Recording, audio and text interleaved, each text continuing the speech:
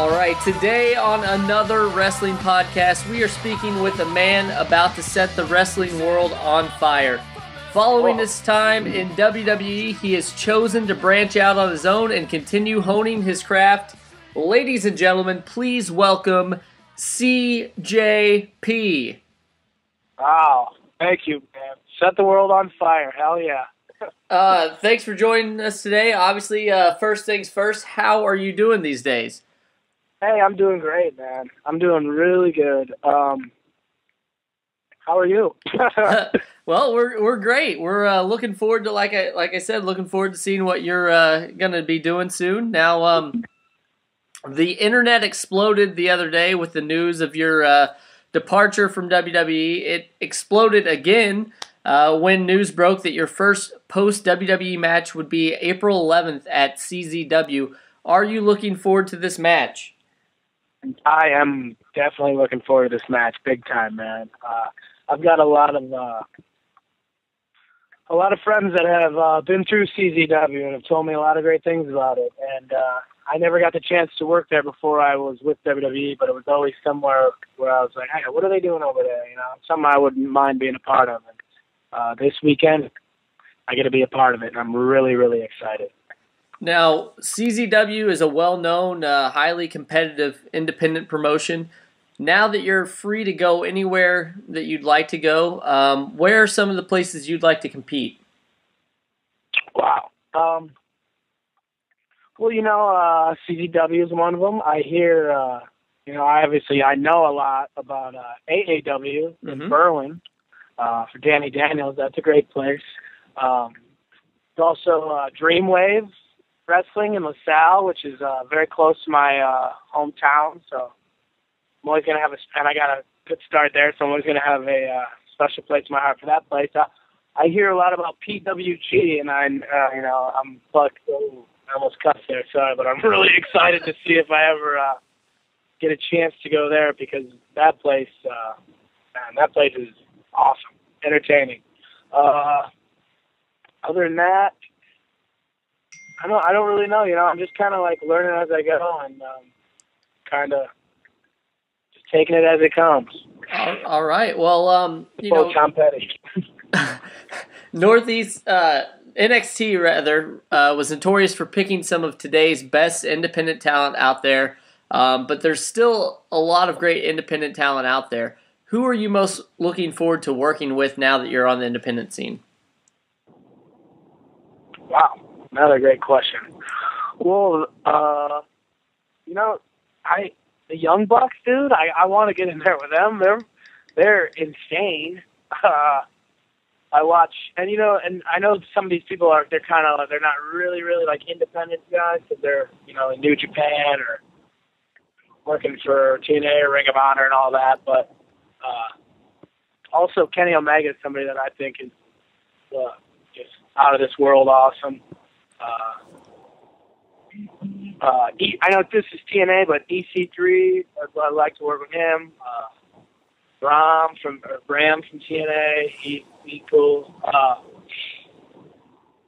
Just, everybody. I want to work with everybody. I want to meet all the good brothers all over the world and get in there with them and have great matches and drink a beer afterwards and talk about the business. That's what I'm all about, man. Well, that sounds amazing in itself. Now, like we said, it's kind of been a whirlwind for you. You're getting out there. What are some of your goals for, let's start off small, the rest of just 2015? What are some of your goals? Well, I want to make a name for myself, and I'd like to prove to the world that I'm good, and that I have talent, and I want to do it the old-fashioned way on the small shows, medium-sized shows, even big shows all over the world. But I just want to prove myself and let everybody know that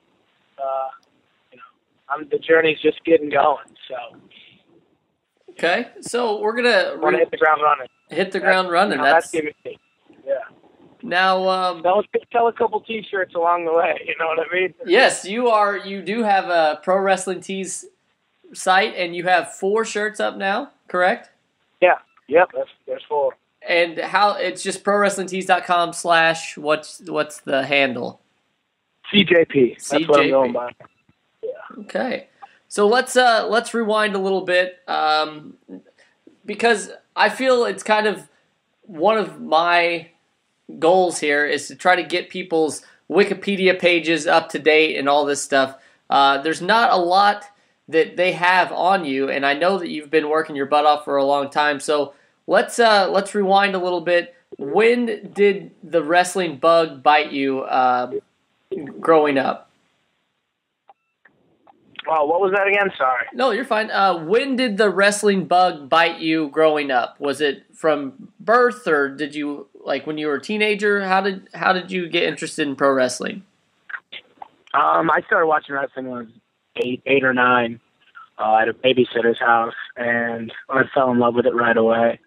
Everybody at that time wanted to be a wrestler, because it was, the Attitude Era was getting going, and even when I was 10 or 11, and the Attitude Era was really, really going.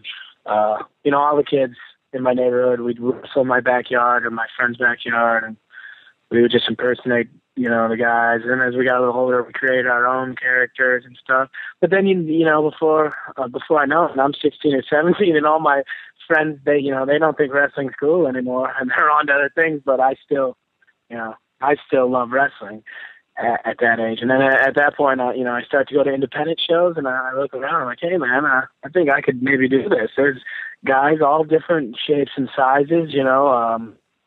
I think I can get into this, at least at this level. And that's how it started. And I just I hit a couple roadblocks when I first started training. I tried to get trained by a few different people, and it was, for whatever reason, didn't work out. But then I ran into Truth Martini, and I ended up going to the House of Truth, and it was a great decision. And he started training me. He trained me from the ground up, and taught me everything I needed to know to get going. And I love him for it. All right. Now, who were some of your favorites growing up? Obviously, Shawn Michaels is somebody that I think is awesome. I was a big fan of Chris Jericho, WCW and early WWE. Bret Hart, awesome. Stone Cold. Those are if you ask anybody that's 20, 23, 24, 25 years old, they're going to name the same people I am. But those are the people that, really affected me. The Hardy Boys, Edge and Christian, The Rock, just all those guys. And then, as I started to get a little older, then I started to discover older stuff. So, they were even just not older stuff, but maybe 94 when I was 5 years old. So I really couldn't, I didn't have quite the grasp on it. So Mr. Perfect, Randy Savage, Ricky Steamboat, all those guys, those are my guys, those are my favorites. All right. Now, when you started training to become a pro wrestler, what were your initial thoughts going into it? What were you hoping to accomplish? Was your immediate goal, I have to get to WWE someday, or was it just I want to try this and see how it works and then, go from there? It was, I want to be a wrestler. I want to at least wrestle on shows and do it as much as I can and get as good as I can at it. And, everyone always has the thought of WWE in their head. And so I was no different. I thought, that was the goal. I wanted to be in WWE. But from the get-go, I just wanted to wrestle, man. I just wanted to have a pair of boots, and I wanted to get in front of the crowd, and I wanted to take a couple flat packs and let my family watch me. That was huge. Okay. Now, you made it down to Florida Championship Wrestling in 2011, and you were given the name CJ Parker. My question is, did no one down there watch Baywatch? Oh man, first of all, I get tweeted about that probably once a week. And everybody thinks they're the only person to know. Hey, does everyone know this? And Everyone knows. All right, everybody knows. You don't need everybody out there. You don't need to tweet me about it. I was aware the whole time. Okay. Well, I even said, hey guys, because I didn't say I want to be CJ Parker. I think I had like CJ and then some other last name, and I had some other first name and Parker. You know, you give them a list of 5 or 6 names, and they mixed and matched mine for whatever reason. Yeah. And then I ended up getting CJ Parker, and I was like, oh, that looks kind of weird. And I think I can't remember who was like, oh, dude, that's that's Sam Anderson from Baywatch. And I was like, oh, damn. That is Pam Anderson from Baywatch. All right, well, let me march in there and let them know this, because there's no way that this could get past legal, right? I told them, and they didn't. There was no legal issues with it. It passed right through, trademarked or whatever they do for names, and then I was CJ Parker.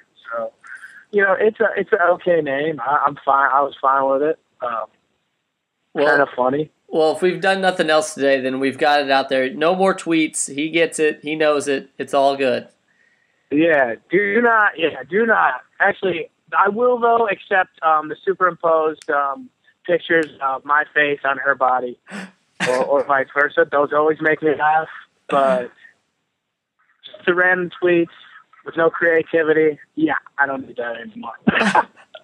Now, you achieved early success winning the FCW Tag Team Championships with Donnie Marlowe or Camacho, and you would later win them again with Jason Jordan prior to FCW closing.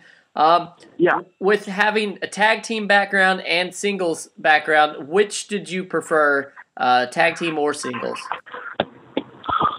Well, to quote Ricky Steamboat here, a great tag match beats a great singles match any day. And, I believe that. But I think that tag matches are a little hard. You got more moving parts. You depend on 5 guys counting the referee instead of just 3 in a singles. But I think, I just like it all, man. I think I like a good tag match, but I like a good singles match too, But I think if I had my choice, I like singles matches.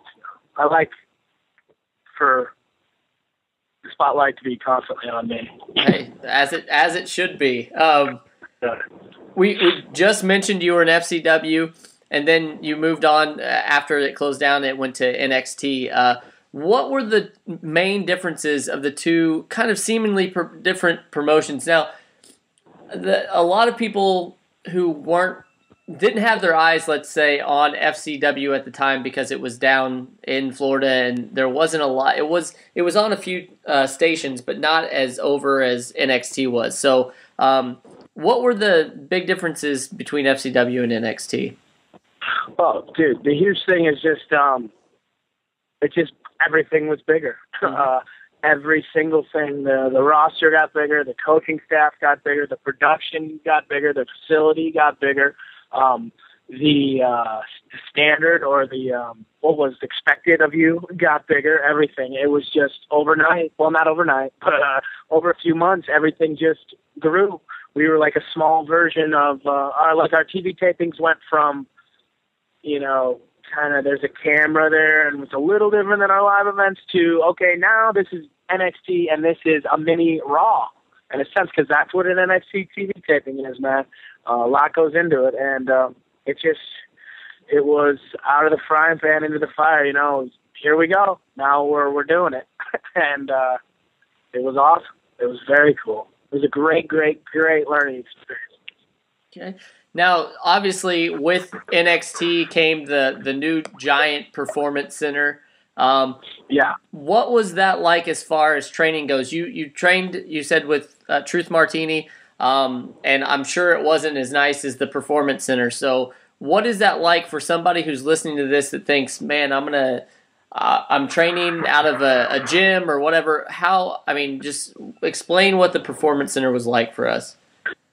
Well, to me, though, I think, training in those small, like a small little, whatever it is, a warehouse or a gym or an armory with just a ring is the way that you should learn, the way you should cut your teeth, But the Performance Center, that's to get to step foot in for the first time ever in a ring in the Performance Center, to me is like, oh, come on, man, that's not fair. You gotta earn it, I think, because it's so incredible. The Performance Center, it's huge. It's 7 rings. There's a crash pad ring where you can work on stuff that you're not quite sure on, stuff off the top rope or like big time moves. And yeah, it's incredible. But I don't think the Performance Center, I don't think there's going to be a difference. I think if you make it, you're going to make it. If you're going to be good, you're going to be good. If you're going to learn and love wrestling, you're going to. And you're going to do that in a small little warehouse in Tampa, or you're going to do that in the multi-million-dollar Performance Center in Orlando. At the end of the day, all you need is a wrestling ring and the want. You know what I mean? Yeah, absolutely. But if you do want it and you do love it and you are going to give it everything you got, the Performance Center makes it really easy. It's a one-stop shop. They got every single thing that you need to be a great pro wrestler there. Okay, now when you got down to NXT, they kind of started the Moonchild character. Where did you have input on that, or was that kind of just said, "Hey, let's try this and see if it works with you"? I think that's always what it's everything is kind of like, here's an opportunity. Here's let's try it. Let's see if it works. And I know I broke my wrist and I wanted to come back a little different, so I asked about the dreadlocks because I've always thought dreads were sweet. And they said, yeah, man, try it. So I tried that. And, I've always kind of been a fan of, like, colorful gear, and I think they saw the colorful gear, saw the dreadlocks. I think the song, my entrance music was kind of like a Jimi Hendrix-esque song. I think they just saw that, and they were like, well, all that means that the lighting should look like this. And then, somebody's like, well, it could kind of be. And then before you know it, you're the Moonchild and you're dancing on the way to the ring. So it wasn't a conscious decision. Like, it didn't just start. I wasn't CJ Parker, the young kid in FTW, and they didn't go, all right, we want you to be a hippie ready to go. It wasn't like that. It was like bits and pieces, somebody says something here, somebody says something there. I come up with an idea here, somebody comes up with an idea over there, and it just kind of evolves, and it kind of just takes shape. And it was what it was. It was another great learning experience. Well, you started off in NXT as a fan favorite. Everybody was really digging the CJ Parker. I don't think they were. Well, I mean, most of the people that I talked to, and I'm obviously a minority here, but like we all thought it was going pretty well. Obviously, you have different things that you saw, but then they decided to kind of turn you as a heel. What were your thoughts about that? Were you happy to have that opportunity as well? Well, I don't know if I think it was kind of like, that's what had to be done because, I came out and the Full Sail audience is awesome, man. And they'll let you know exactly how they feel. And, you come out and I debuted with Tyler Breeze pretty much, and we kind of started doing some stuff. And he was very character-esque. I was very character-driven, but the Tyler Breeze was what they latched on to, and then I was the foe then. So, of course, right out of the gate, I was the guy that they wanted to see get beat by Tyler Breeze. So, and he was supposed to be the bad guy. I was supposed to be the good guy. It ended up being the other way around, which is cool. And so the fans started, to not like me. So I had no choice but to, change and adapt to that. And that's where the dancing, fun-loving hippie guy came into the left-wing, liberal, self-righteous, take care of the earth, you people are terrible, bad guy. Okay. And I thought that was better. Then we started getting the reaction we wanted, so it's all, but I had to be CJ Parker, the multicolored dancing guy to turn into the next version. It's all evolution, and you can't have one without the other. Absolutely. Now you're gonna have to pardon this very ridiculous pun that I'm about to throw your way, but lay it on me, man. Lay it on me. At NXT, you spent a lot of time breaking in, debuting talent, literally, as it seemed with Kevin Owens. You broke his nose with the vicious third eye palm strike that you have. And you also broke in some other people, such as Solomon Crow. They were debuting with you, I guess. What does it feel like to know that they have enough faith in you to help these new guys that have already got somewhat of a following, but they need a good match out of them, and they chose you? Well, it's a compliment, and it's it can kind of be a little bittersweet because you know that they think enough of you, and they know that you know your way around the ring, and you can get in there and you can move around for them and do a good job. But at the same time, you want to be the guy that's highlighted. At least that's why I got into wrestling, Mm-hmm. And when you're not for a little while, it's all right. But then it starts to be like, I got to change something, maybe I got to step away. Maybe I got to go out and, show everybody that, there's big star potential in me too.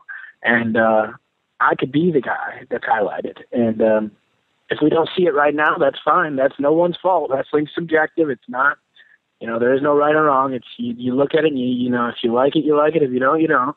But maybe that's kind of why I wanted to leave for a while, maybe come back with a fresh coat of paint, or maybe I'll catch on somewhere else. Who knows? But I knew that professionally and like creatively and just for my soul, I had to, step away from that, because I didn't get into wrestling to just to be on the team. Yeah. And even though NXT is a hell of a team, that's a hell of a team, man. I don't want to be the guy that sits on the bench and comes in the eighth inning as a double switch because we need a relief pitcher. That's not why I came in, man. I want to bat fourth and knock in some RBIs. You know what I'm saying? So, in order to do that, I think that I needed to step away, maybe go out, see the world, get some experiences that I don't have, really earn it, come back, who knows, in a couple years, and then we'll see. Maybe we revisit it. Okay, now we're winding. That was really long and drawn out. I'm sorry. No, it was great. You were there. That's what we want to know about. But we're winding down. I know you're a busy guy, but what would you say was the thing that you learned most from your time in WWE? Wow. Whew.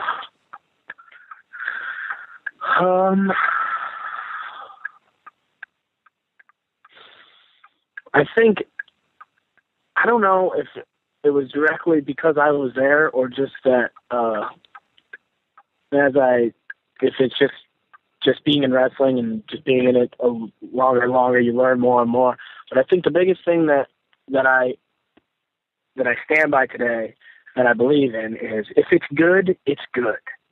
And there's no right and wrong in wrestling. It's, can be done. Pro wrestling can be done 1,000 different ways. To me, it's a lot like music. And Garth Brooks, I don't really care for Garth Brooks, but I like Kiss. They're both really good, but they're both really, really different. And that's the way I look at wrestling. Terry Taylor has a view on wrestling. His view on wrestling is correct. It's good. He's right. But Billy Gunn has a view on wrestling. It's true. It's right. It's good. But they're both very different. They both came up in different times, and their ways worked for them. If Terry Taylor tried to be Billy Gunn, it wasn't going to work. If Billy Gunn tried to be Terry Taylor, it wasn't going to work. So that's just like the biggest thing that that I know now and that I believe in is you got to be yourself. You gotta give the world what's inside of you, and you got to be you. And if it's good, it's good. And what gets you over isn't going to get anybody else over. So I know that was a lot of stuff just flying out of my mouth right there, but I've had a lot of coffee today, so sorry. No. Now, we obviously said earlier that you've parted ways with WWE. After that split, did you ever question whether you were going to continue wrestling or not? Oh, dude, no question in my mind. I think that the reason that I even decided that I did want to leave WWE is because I just love wrestling so much, and I just I wasn't really satisfied. I wasn't angry. I wasn't bitter. It wasn't any of those things. I just wanted more. I wanted more. I wanted to do better for WWE, and I thought the best way that I could do that maybe was to get out there and show them that there is more to me than what I'm doing right now. Lightning round. Favorite wrestling moment so far? My favorite wrestling moment so far is wrestling the Great Khali, and just like that whole day really still makes me laugh when I think about it, and just how large he is.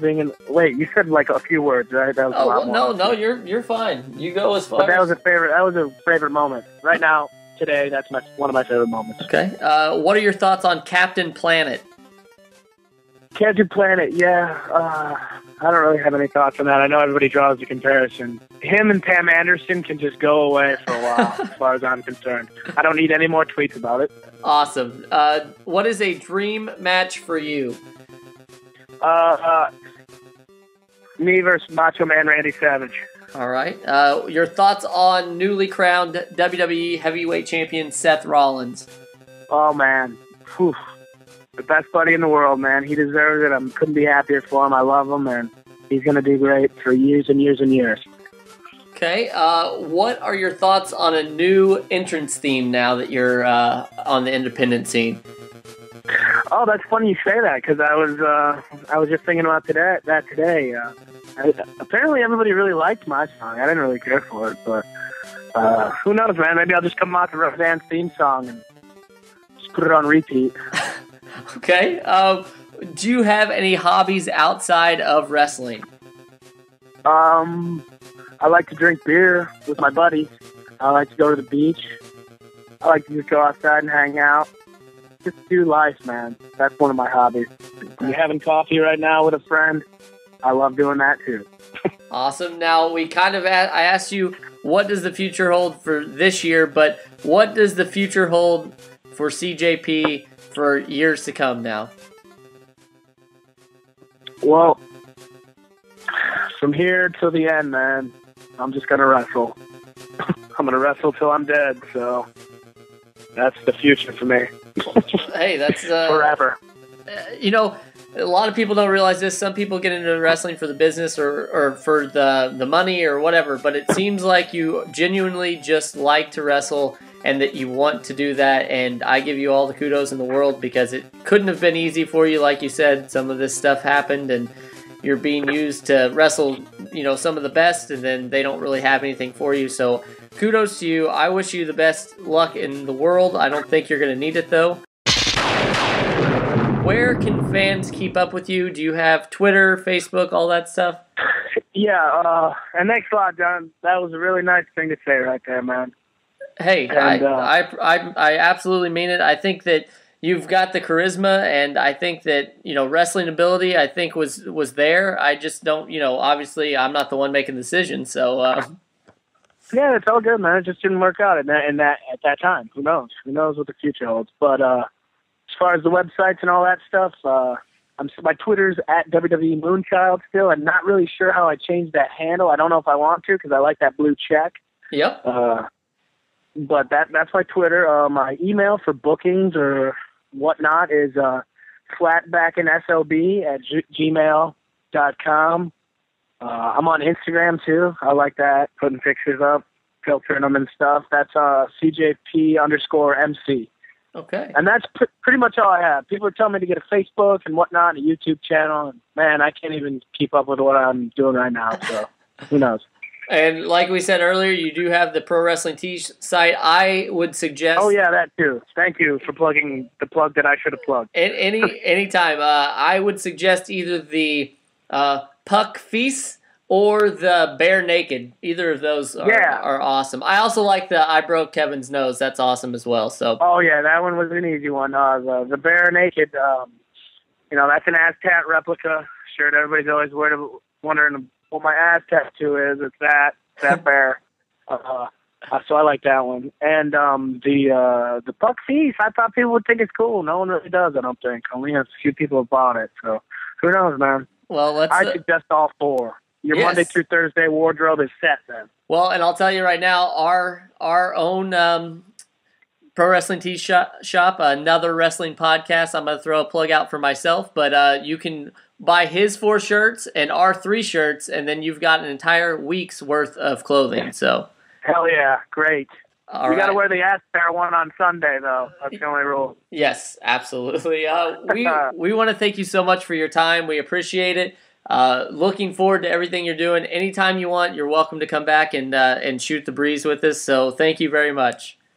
Hey, thank you, man. It was a good time, and I will see you down the road.